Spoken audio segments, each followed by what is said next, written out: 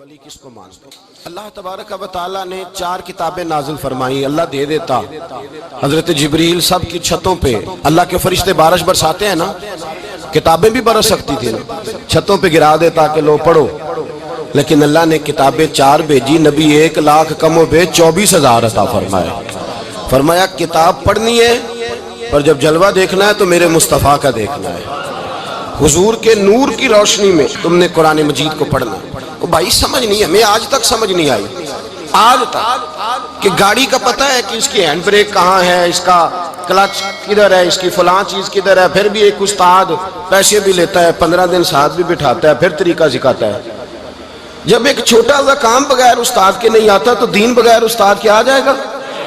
اور دین کے مسئلے باریک ہیں، یاد رکھیں، شیطان حملے کرتا ہے، باریک بات ہے۔ تکبر والا جنت میں نہیں جائے گا، ریاکاری والے کی عبادت قبول نہیں ہوگی، حسد والے کے اعمال ضائع ہو جائے، جھوٹ بولنے والے کو حضور نے فرمایا میں اسے مومن ہی نہیں مانتا۔ اب یہ ساری چیزیں جو باطنی نقص ہیں، یہ بیماریاں ہیں باطن کی۔ آپ اگر دوائی نہ لیں تو آپ کے جسم کی بیماری نہیں جاتی، درویش کے پاس نہ جائیں تو آپ کی روح کی بیماری نہیں جاتی۔ جھوٹ نہیں چھوٹ سکتا، بدی نہیں چھوٹے گی۔ ہم نے دیکھا ہے تھوڑی دیر کے لیے لوگ مسجد آتے ہیں، نماز شروع کرتے ہیں، عمرہ کر کے آئے تو شروع ہو گئی، تھوڑا سا حج کر لیا شروع ہو گئی، خدا نہ خواستہ گھر میں کسی کا انتقال ہو گیا تو نماز شروع ہو گئی، تو ٹھیک کریں، لیکن وہ بعد میں چھوڑ جاتے ہیں۔ قائم کون رہتا ہے؟ قائم وہ رہتا ہے جس کے پیچھے کوئی قائم رکھنے والا ہوتا ہے۔ موبائل بند ہو جاتا ہے اگر بیٹری اس کی چارج، ہم اللہ والوں کے پاس جاتے ہیں، ان کی 2 باتیں بیٹری چارج کر دیتی ہیں، وہ ہمیں بتاتے ہیں کہ جینا کس طرح ہے، انسانیت کیسے تم نے اپنے اندر پیدا کرنی ہے، تم نے اللہ سے ڈرنا کس طرح۔ ان کی باتیں دلوں کو نرم کرتی، ان کی گفتگو انسان کو بدل دیتی، ان کی صحبت میں بیٹھنے والا بڑا آگے جاتا ہے، جو ان کی خدمت عالی مرتبت میں رہتا ہے اللہ اسے اسی طرح کا رنگ عطا کرتا ہے۔ سنیں میرے نبی پاک سید عالم علیہ السلام کے صحابی حضرت ابو ذر غفاری نے پوچھا حضور ایک بندہ نیک لوگوں سے پیار کرتا ہے پر ان کی طرح کے کام نہیں کرتا، اس کے بارے میں حکم کیا ہے؟ کوشش کرتا ہے پر غلطی رہ جاتی ہے، پر پیار سچا کرتا ہے۔ تو آپ ترغیب و ترہیب پڑھیں، میرے رسول پاک نے فرمایا جو جس سے پیار کرے گا جنت میں اسی کے ساتھ کھڑا کیا جائے گا۔ کہہ رہے ہیں کہ حضور عمل نہیں کرتا، ایک مرشد کامل، لیکن میرے بھائی جو رب کریم کے بندے تھے ان کا رشتہ اصلاح کا رشتہ تھا، پیر کے ساتھ رشتہ اصلاح کا رشتہ ہوتا ہے۔ وہ جو لوگ رسمی بیعت کرتے ہیں نا، ٹھیک ہے مرید ہو گئے چلو روزی میں برکت ہو جائے گی، اس سے بھی انکار نہیں۔ اعلیٰ حضرت فرماتے ہیں بیعت برکت کی بھی بڑی بات ہے، اور دلیل کیا ہے؟ آپ فرماتے ہیں اگر اصحاب کہف کا کتا ولیوں کے پاس بیٹھ جائے اللہ اسے خالی نہیں رکھتا، تو ولیوں سے پیار کرے گا تو کیسے خالی رہ جائے گا؟ بیعت برکت بھی بڑی بات، لیکن جب آپ مرید ہوں تو جس مکتب میں جائیں اس کا سبق یاد کریں، جس چیز سے روکا جائے اس چیز پر۔ سمجھ آ رہی ہے میری بات؟ لوگ کہتے ہیں جی معرفت کیا ہوتی ہے، تو معرفت آپ قرآن مجید کا 15واں سپارہ آخر سے اور 16واں سپارہ شروع سے پڑھیں، حضرت خضر اور جناب موسیٰ کا واقعہ دیکھیں، وہ ساری معرفت کی بات ہی تو ہے۔ ایک بندہ قتل کر دیا جناب خضر نے، حضرت موسیٰ کہتے ہیں یہ کیا کیا؟ آپ فرمانے لگے یہ اپنے باپ ماں کے لیے تکلیف کا سبب بن جانا لہذا قتل کر دیا، بچوں کی دیوار سیدھی کر دی، یہ ساری تفصیل قرآن مجید میں ہے۔ تو حضرت سیدنا موسیٰ علیہ السلام کہنے لگے یہ کیا؟ فرمایا ان کا باپ بڑا نیک آدمی تھا۔ تو بھائی تفصیل دیکھیں آپ، اللہ والوں کے پاس لوگ جایا کرتے ہیں، ان کے پاس بیٹھتے ہیں۔ ہمارے دور کے اندر ایک بڑا غلط کام کرتے ہیں لوگ، ایک تو جاتے نہیں، پیر نہیں پکڑتے، شیخ نہیں پکڑتے، اور حضرت باجید بستامی فرماتے ہیں اگر نیکی بتانے والا تجھے کوئی نہ ہو، تیرا پیر کوئی نہ ہو تو شیطان تو پھر ہے ہی تیرے ساتھ، بدی پہ تو وہ لگائے گا ہی۔ اگر نیکی بتانے والا کوئی نہیں تو پھر بدی بتانے والا تو تیرے ساتھ ہے۔ ہم نے یہ دیکھا ہے، اپنی زندگی کا چھوٹا سا تجربہ ہے کہ جو آ کے مرید ہوتا ہے وہ سارا بدل جاتا ہے، اس کے لیے داڑھی رکھنا آسان ہو جاتا ہے، اس کے لیے درود پاک پڑھنا، چڑھتی جوانی مال دولت سارا کچھ، لیکن اس کے لیے تبدیل ہونا۔ اور جو لوگ اس طرف توجہ نہیں کرتے، اس معرفت کی طرف رجوع نہیں کرتے، ان کی زندگیاں بیت جاتی ہے ویسے کہ ویسے ہی رہتے ہیں، تبدیلی نہیں آتی۔ تو بھائی اس زمانے کا جرم پتہ کیا ہے؟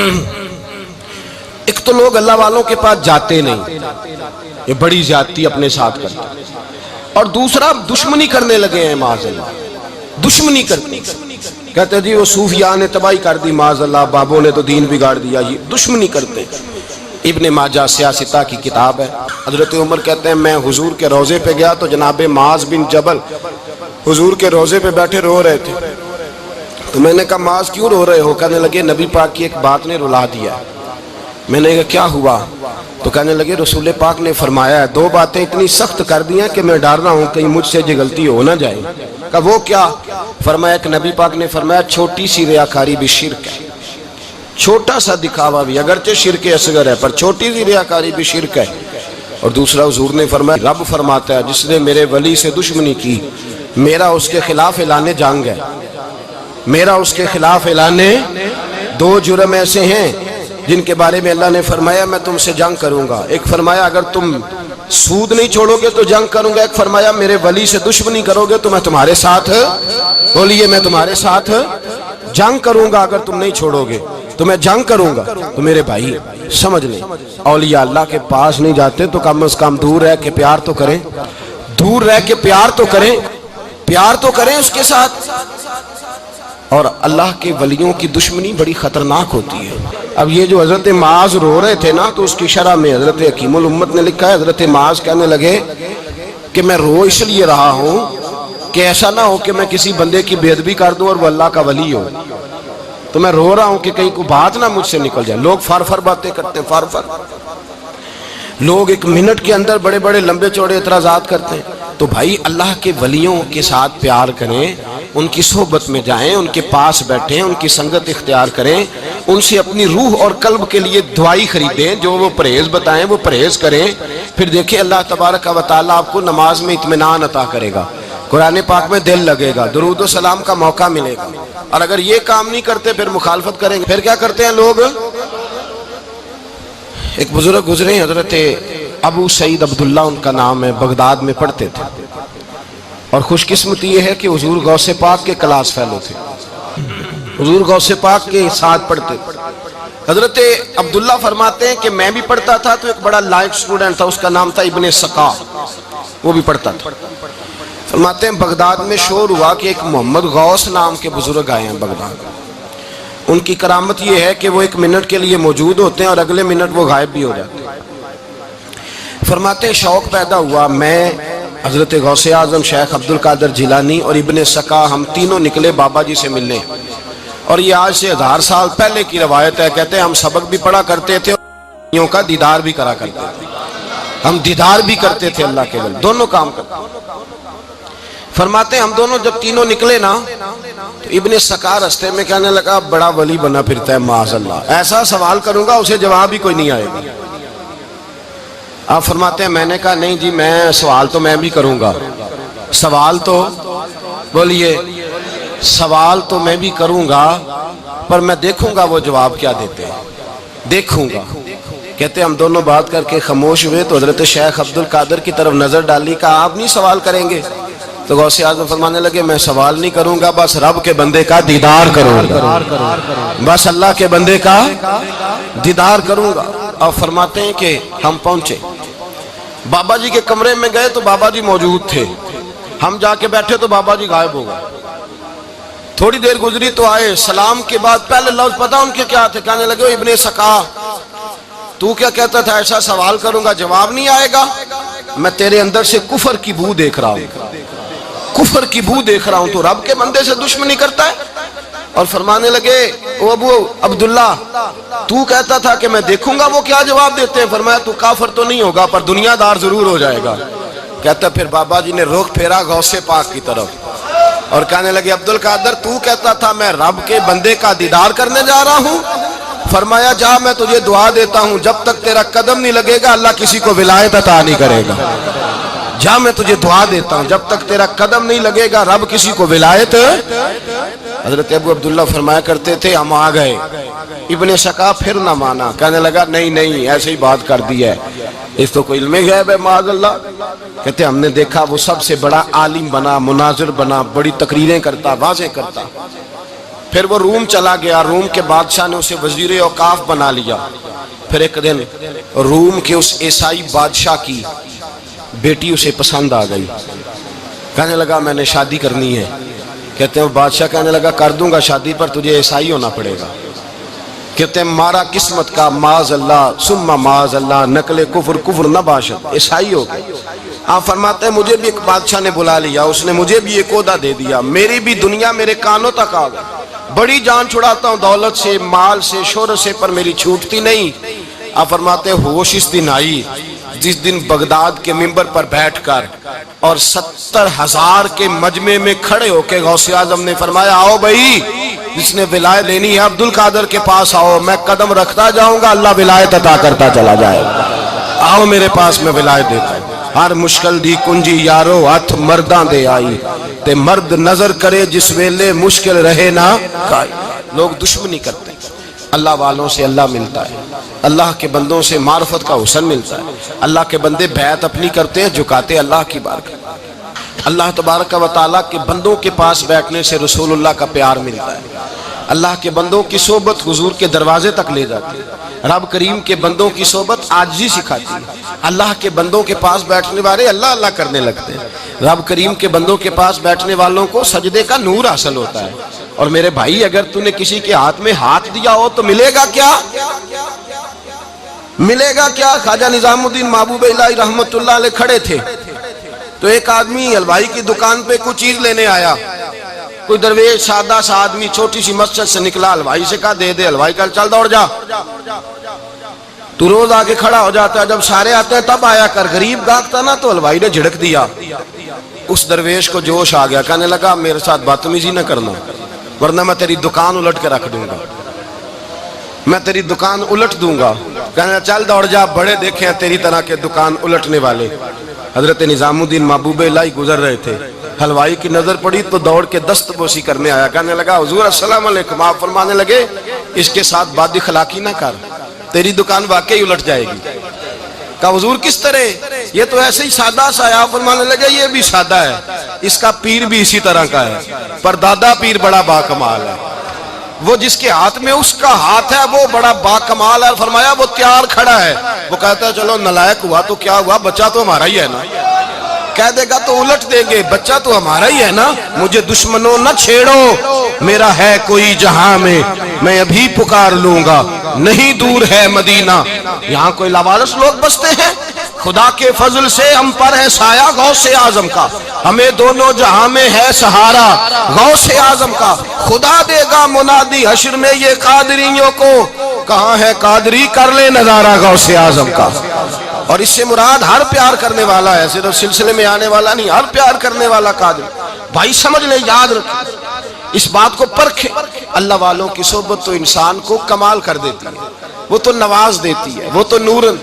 ایک بات اور ہے، کچھ لوگ کہتے ہیں کتنی فرما برداری کرنی چاہیے پیر کی؟ میں نے کہا وہ روحانی طبیب ہوتا ہے، ایک ڈاکٹر سے دوائی لے کے بندہ ایک ڈاکٹر سے دوائی لے تو پھر ساتھ اگلی دکان پہ بھی چلے جانا چاہیے، کیوں جی؟ کی پتہ کتھوں رام آ جائے، ایک سے دوائی لی پھر ساتھ ہی اگلی دکان پہ، پھر اس سے اللہ جانے کہیں سے شفا مل جائے، کدھر سے شفا مل جائے۔ اور بھئی ایسے نہیں ہوتا، دوائی تو ایک حکیم سے کھائے گا، ایک ڈاکٹر کی کھائے گا، جو پرہیز بتائے گا وہ پرہیز، اگر طبیعت ٹھیک نہیں ہوگی تو دوبارہ جائے گا، وہ کہے گا میں نے تیری دوائی بھی بدل دیا، تیری پرہیز بھی بدل دی، اور ایک وقت آئے گا کہ انشاءاللہ شفا۔